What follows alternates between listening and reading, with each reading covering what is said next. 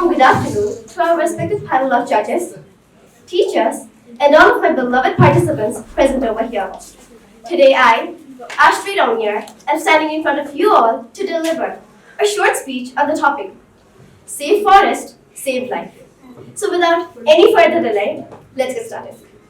Each tree we nurture, each forest that thrives, and each life it sustains, reveals the profound truth that saving forest means saving ourselves. In the intricate web of life, forests are the glorious threads that binds every creature, every ecosystem, and every breath we take into a harmonious balance. Imagine a world without forests. No tripping of birds, no rustling leaves, and no gushing rivers. Just a barren, lifeless land. Sounds frightening, doesn't it? But unfortunately, this is the harsh reality that we are heading towards if we don't act now. Forests are the lungs of our land. They give us life, yet we continue to destroy them. Did you know that every second we are losing an area of land equivalent to one football field? With this rate of deforestation, we are not only cutting down trees, but we are cutting down our lifelines. Remember, the earth is pleading for mercy. For instance, let me take you to the Amazon rainforest, often renowned as the lungs of the earth. It produces 20% of the world's oxygen. But today, vast stretches of it are vanishing just because of we human beings. Actually, these forests are not just home to animals, but they are the heartbeats of our world. Now, let's draw inspiration from Costa Rica, a country with willpower, which managed to turn its deforestation crisis into a success story. As willpower is the strongest power. By investing in conservation of forests and renewable sources of energy, Costa Rica has now turned its deforestation crisis into a success story.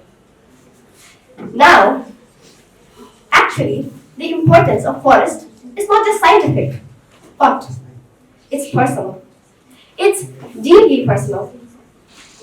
Take an example of the Chipko movement in India, where the women from the village of Uttarakhand hugged trees in order to protect them from being cut. Their powerful effort reminds us that saving trees is not just an environmental issue, but it's a shield against prejudice and a fight for survival. Now, you might ask, what can we do?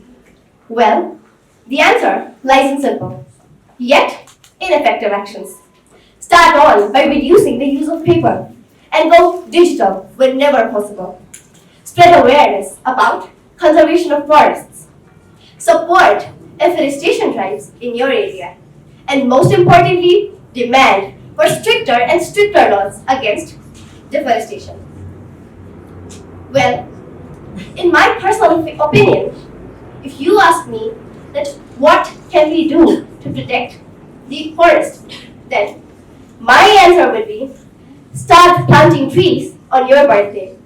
As if each of us will plant trees on our birthday, it will definitely make this world a better place to live. Remember, saving forest is not just about saving trees, but it is about saving ourselves.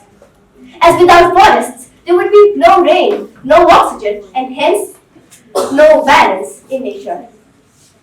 Actually, forests are the foundation of life on the earth. To conclude, I would like to leave a powerful quote by Franklin D. Roosevelt, which says, "A nation which destroys its soils destroys itself." Forests are the lungs of our land. They give us life. Yet, we continue to destroy them. So now, Let us all pledge together to protect our forests, as they are not just home to animals, but they are the heartbeats of our nation. Remember, save forest, save life. By saying this, I would like to conclude my today's speech. Thank you for being such an amazing listener and have a wonderful day ahead. Thank you.